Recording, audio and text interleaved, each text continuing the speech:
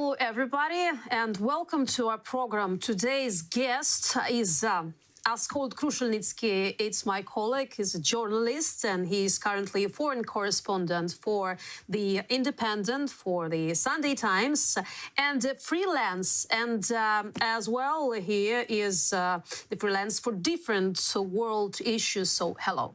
Well, at the moment, I am, but I didn't join journalism, become a journalist to be a war correspondent. Yeah, but we didn't choose either. Throughout my lifetime, there's been lots of wars, so I've covered lots of them. Yeah, that's true. So, and you are foreign correspondent for the Independent and for Sunday Times, as well as a freelance for different other issues, the world-known issues. I've been a freelance for a number of years. Previously, I was a staff correspondent, foreign correspondent for the Sunday Times, UK Sunday Times. I was assistant foreign editor there, and I was Moscow correspondent for them.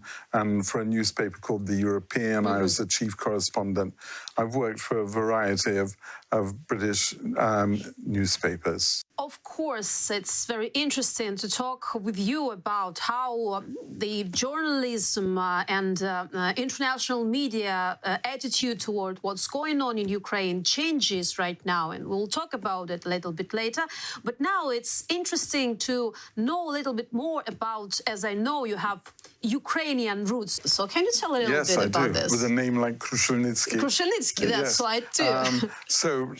My father's family was from a town called Buchach in the Ternopil region, although because of historical reasons he was born near Odessa because his father had joined the armies of Petlura fighting the Russians, but then he became ill, went to hospital, and by the time he recovered, the Bolsheviks had won, and he had to stay in the Soviet Union.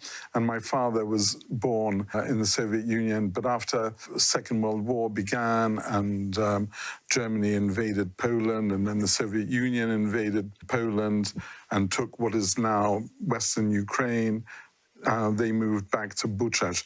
And my mother was from what is now Ivano-Frankivsk. In fact, she was born in a town called Yaremche, which is a very popular destination for tourists and very beautiful. Both of them died. My father died long before Ukrainian independence, but my mother died after Ukrainian independence. She used to come here a lot, and she's actually buried in Yaremche.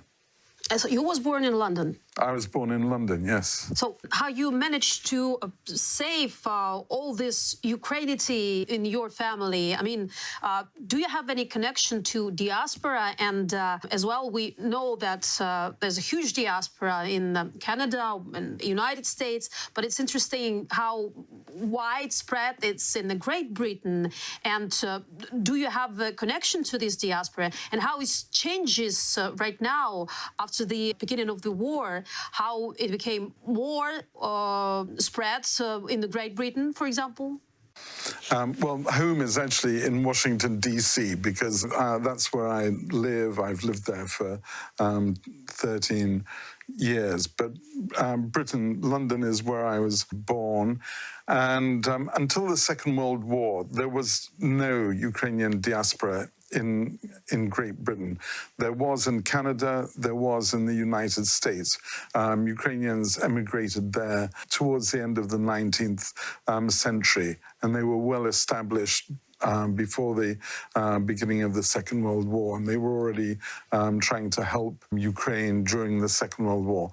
But in Britain, there wasn't a Ukrainian diaspora, and it began after the Second World War. So these people kept alive the idea of Ukraine and lobbied their governments to help Ukraine. It's interesting. What about now? I mean, the situation repeated because of the war, and a lot of people, I don't know how much of the people, how many millions left the country, we cannot count for sure, but definitely a lot of people left the country, and they are not the citizens of different countries right now. They're mostly the refugees. So it's interesting how they really can affect the situation in these countries, with the exception of the war in Ukraine within the societies of these different countries. As you traveled and as you may talk to these people, how they change this attitude towards Ukraine and how they are really powerful maybe right now, or they mostly like patriots just sitting and waiting the time they can get back home. So what effects do they really make in different countries? No, I understand your question. Even before this full-blown invasion in February last year, there had been new Ukrainian immigrants coming since Ukrainian independence. And some of them joined the old diaspora and refreshed it, brought new ideas, youth, and for instance, Ukrainian schools on Saturday became much fuller, and they had people teaching who had perfect Ukrainian rather than diasporan Ukrainian. And with those people who've come since the invasion, and people vary, but they know that in Britain and in Canada and America, wherever they've been, there is a diaspora. I think that they've been made aware how to contact, what help they can receive. And as you say, it's impossible to put a figure on how many people have come. But I think that many of them have joined in the work of the existing diaspora to refresh it, enliven it in many ways. And of course, you know, for the Ukrainian diaspora, this is the big moment. They created the diaspora organizations, not just for cultural reasons, so people could dance or eat Ukrainian. It was to help create an independent, sovereign Ukraine. And so this is their biggest task. This is what the diasporas were created for.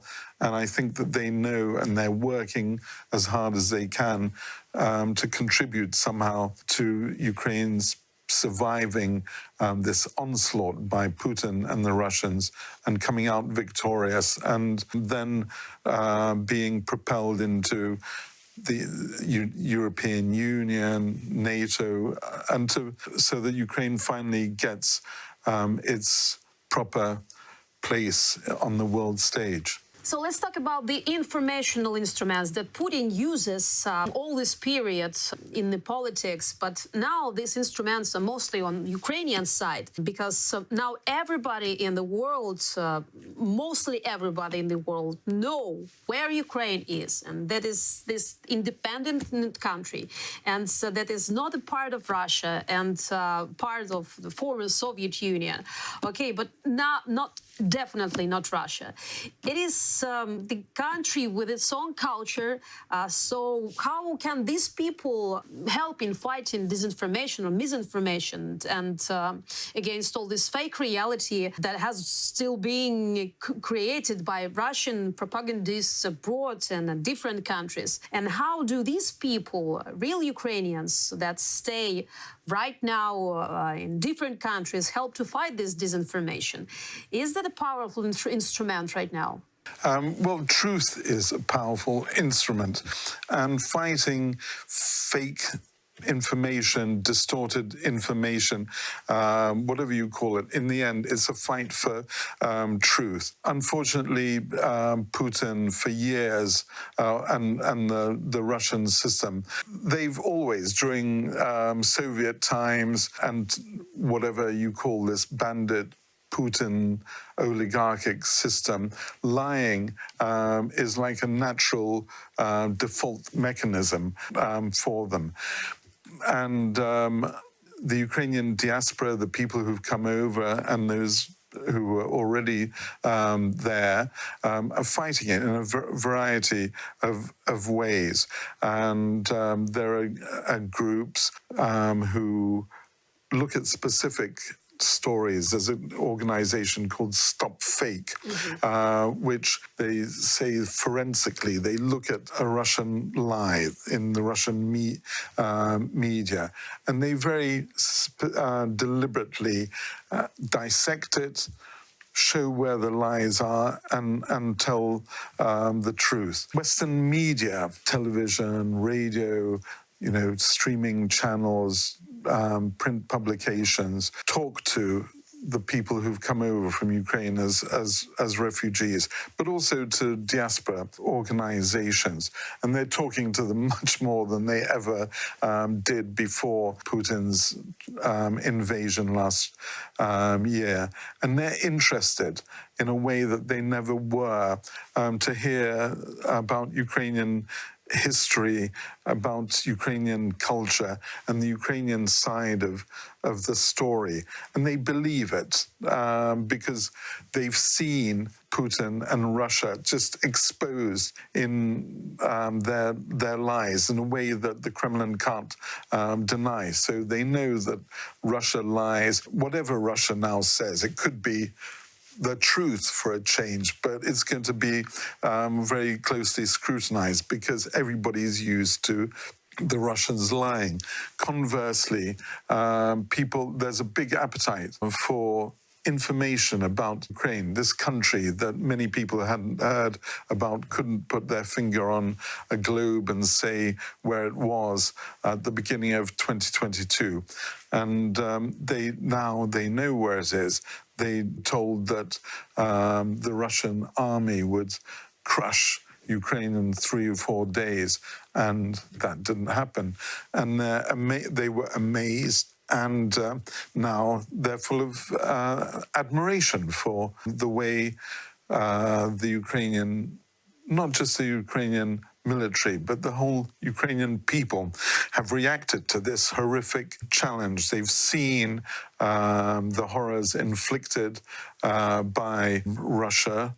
They've seen the mass murders, they've seen the rapes, the looting, the child kidnappings. So many people want to help. And so there's, I think, a constant desire for information on, say, in Britain, on the side of the British media, and they go to, it's natural for them to go to those Ukrainians who've come over as a result of Putin's invasion, but also others in diaspora. And all of this has resulted in yet another thing that's opposite to Putin's intentions, where he wants to crush Ukraine.